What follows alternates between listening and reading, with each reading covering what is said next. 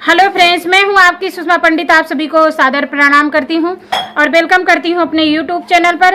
तो दोस्तों, आज मैं आप सबके लिए बहुत ही सुंदर, बहुत ही मज़ेदार अवधी लोकगीत लेके आई हूं। तो आप लोग वीडियो फुल देखिएगा और गीत का आनंद लीजिए। गीत कैसा लगा ये कमेंट में ज़रूर बताइएगा।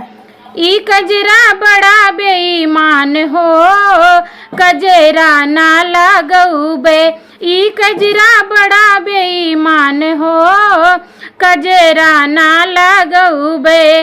कजरा लगाए मैं बागों में गईली, कजरा लगाए मैं बागों में गईली, बागों में गईली हो, बागों में गईली। मलिया के बेटा मरे सान हो, कजरा ना लगऊ बे। मलिया के बेटा मरे सान हो, कजरा ना लगऊ बे।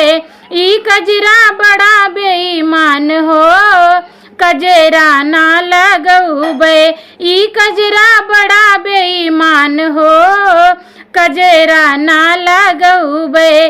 कजरा लगाए मैं कुआना पे गईली, कजरा लगाए मैं कुआना पे गईली, कुआना पे गईली हो, कुआना पे गईली। महारा के बेटा मरे सान हो, कजरा ना लगऊ बे। महारा के बेटा मरे सान हो, कजरा ना लगऊ बे।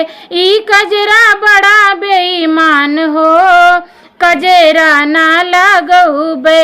ई कजरा बड़ा बेईमान हो, कजरा ना लगऊ बे। कजरा लगाए मैं महलों में गईली, कजरा लगाए मैं महलों में गईली। ससुरा के बेटा मरे सान हो, कजरा ना लगऊ बे। हमरा देवरे मरे सान हो, कजरा ना लगऊ बे। ई कजरा बड़ा बेईमान हो, कजरा ना लगऊ बे। ई कजरा बड़ा बेईमान हो, कजरा ना लगऊ बे।